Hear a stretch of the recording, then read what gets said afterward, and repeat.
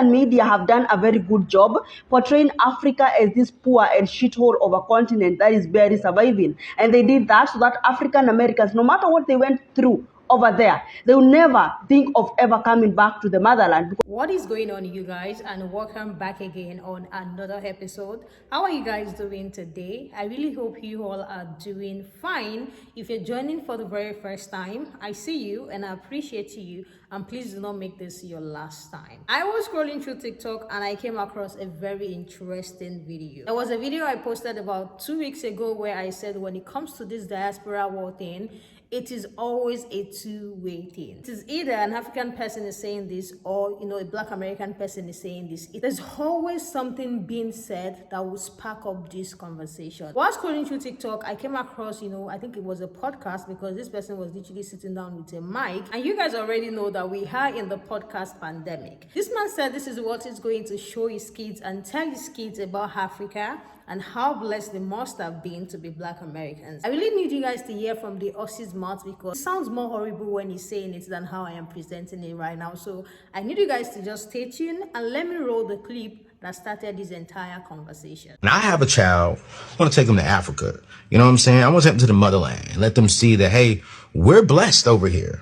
But look at them. They're staying in woods and trees. I actually do not know the part of Africa that this person is referring to, but in the context at which he presented that video, I think he thinks Africa is a country, because for him to say they live in trees, they live in this and that, he thinks Africa is a country. Because how will you present to your kids and tell them that these people live in trees? Like, how does that even make sense? Like, I'm not getting the part of Africa this person is talking about. That statement is too dumb to pick up a mic and start saying that on a podcast. Like, when he posted that video, you guys already know the people on TikTok are not going to let that video slide. I need you guys to see what the people have to say about his video, because there are so many funny, sarcastic comments to his video, and there are some people as well having to share their thoughts about this, because maybe he's saying this because of the misinformation that he gets online, but he haven't taken his time to actually read about Africa to begin with.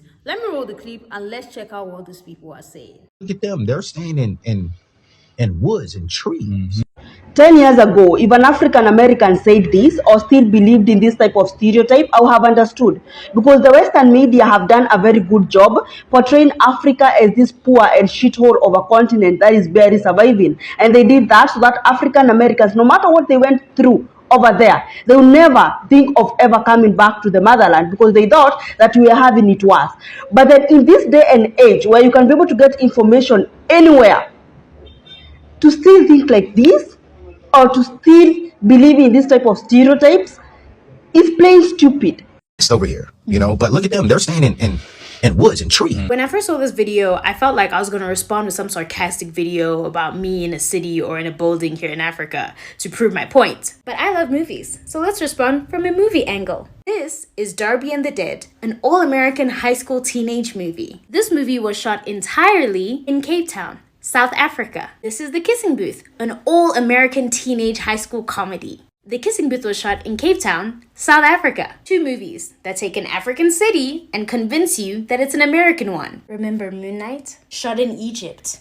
Yeah, Egypt is not just pyramids. And for my fellow Marvel fans, remember this legendary scene from Avengers Age of Ultron? This scene was shot in my birth city, Johannesburg. Iron Man and Hulk fighting amongst buildings in an African city. While we live in trees and woods. Your own filmmakers use our African cities as a replacement for your American cities, and you guys can't even tell the difference. And yes, large populations of Africans still live in villages near trees and woods. But genuinely, what is wrong with that? Last time I checked, we don't breathe thanks to buildings. Like, I see some of your cities and I'm genuinely worried about you guys. I'm like, what do these people breathe? Cement. My country, the Democratic Republic of Congo, has one of the largest rainforests in the world. Our forest absorbs more carbon than the Amazon. In other words, you are welcome. Imagine trying to shame people who breathe fresher air than you. Oya awati. Motherland. Let them. I'm sure if you just watch that clip, you're going to think like I thought, that he's going to say something enlightening and passionate and something about culture or heritage and stuff. He doesn't. He proceeds to say something incredibly idiotic and offensive to the African diaspora. Like, it's just really bad. And my first... And it was stitched by someone who might be, you know, somewhere in Africa, like in a country within Africa. And I had the notion to like respond and be like, this is not all African Americans. And I realized that I sounded like this is not all men. And I realized it does not matter. Like, he is correcting an African American, and as much as I want to show like this like level of solidarity, it's a waste, because I should be talking to that creator and other African Americans about Africa in the year 2023 comes from a couple unlikely sources. First, President Theodore Roosevelt, Tarzan, and the Lion King. Let's get started and learn something new. For Americans, the Africa as animals idea goes back to Theodore Roosevelt's reports on his safari in 1909. Shortly after he left the White House, in a serialized magazine article, Roosevelt thrilled American readers with tales of pursuing big game in a vast, uncivilized land. He actually brought back over 20,000 specimens, including lions, elephants, and rhinoceros. And he also donated them to the Smithsonian Institute. And if you watched my previous videos, you know why the Smithsonian Institute my face is looking like this. If you haven't, go back and watch my previous video. Then, of course, came Tarzan. You know the story about the boy who was raised by apes in the jungle. And like Roosevelt's safari reports, it encouraged Americans to think of the continent as a primitive setting for exotic animals. And most Africans don't come any closer to wildlife than Westerners do, okay? The only place to see wild animals for most Africans is at the zoo, just like Americans. And because of this media, unfortunately, Africa remains a favorite setting for primitive fantasies.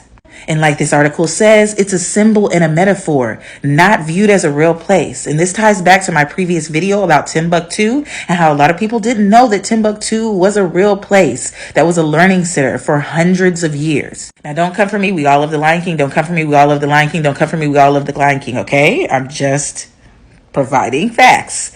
That's also why it's also seen as a homogeneous whole rather than a set of different countries and cultures. Trying to make The Lion King true to its location, the movie's creative team did landscape research in Kenya.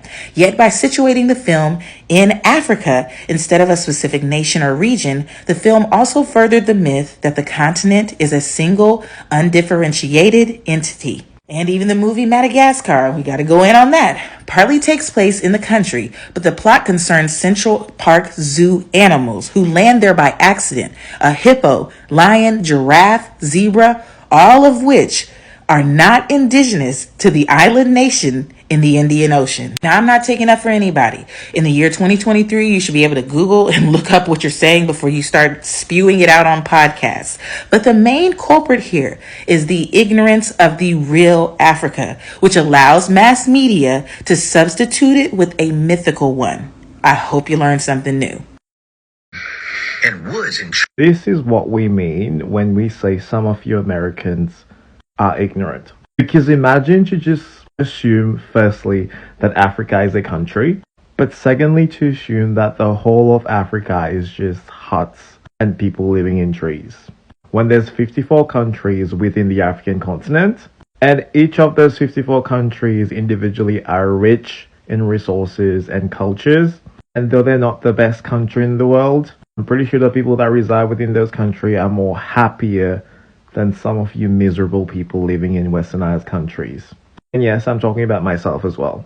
And woods and trees. Mm-hmm. So we have so many fucking problems in this country, in America, that this guy saying this is completely laughable, because I only know like the bare minimum of things that are happening on the damn big ass continent of Africa. That him saying this is so funny, because it's like we are seeing the reemergence of like white supremacy and like Nazism. The children, the young boys are getting indoctrinated to be incels.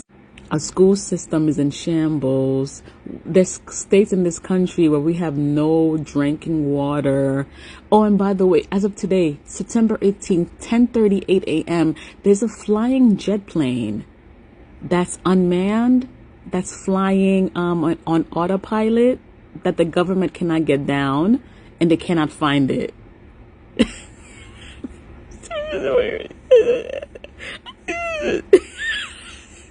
It could be literally over my head right now and fall right on me. And those planes can fly 6 to 8 hours. The government doesn't even know where it is. This costs like $80 million. But yeah, woods and trees. And by the way, that's the same thing, you know? That's the same thing. Woods and trees are the same thing, fool. Worry about your own problems. Ask yourselves why you're repeating white supremacist talk points, and then ask yourself why you have an embroidered cotton ball on your shirt. American education has failed this man. Tell me you don't know shit without telling me you don't know shit. Tell me you haven't traveled outside your hometown without telling me you haven't traveled outside of your hometown. Tell me you have never met somebody from Africa without telling me you have never met somebody from Africa. Tell me you're not educated without telling me you're not educated.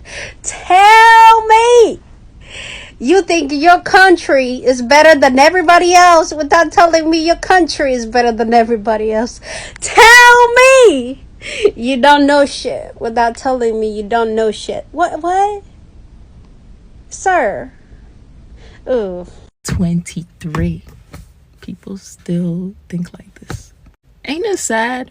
Y'all motherfuckers really still think like this. Stay your ass in America. Go down the street and see homeless kids, see homeless people. You ain't gotta go to Africa for that. And what's up? What's wrong with being in the trees? Let's be honest, because it's way better and peaceful than the concrete jungle this place is. Just leave Africa alone, because y'all just stay ignorant. Y'all stay ignorant. Stop. Just stop. What do you guys think about what the host said? In this day and age, this is what a grown man is saying on a podcast, that the people in Africa, firstly referring to Africa as a country and not a continent, because the way he said it, he was saying it like it's just a very small village where the people live on tree, and then when he has a kid, he's going to show them that they are in the best place in the world, because if they see the way people in Africa are living, they are literally not going to like it. This same Africa, I'm just going to say, there are so many creators on TikTok and as well on YouTube that have literally put Africa on the map. The likes of the Maya, Miss Trudy, Tayo Aino. These are people that you can take your time to watch if you want to see what goes on in Africa. Like, don't just pick up a camera and a mic and start saying the people in Africa are living in trees when there are literally so many mansions in so many parts of Africa. I would like to hear what you guys think about this man's video in the comment section. Just imagine that is your uncle picking up a camera and a mic to say in a podcast that the people in Africa lives in trees and caves and stuff like that. It does not make any sense. But let me hear your thoughts in the comment section. Thank you all so much for being part of this video. And if you have not subscribed, please, what are you waiting for? Smash the subscribe button and turn your bell notification on. And I'll talk to you guys in the next one. Bye. And I love you guys.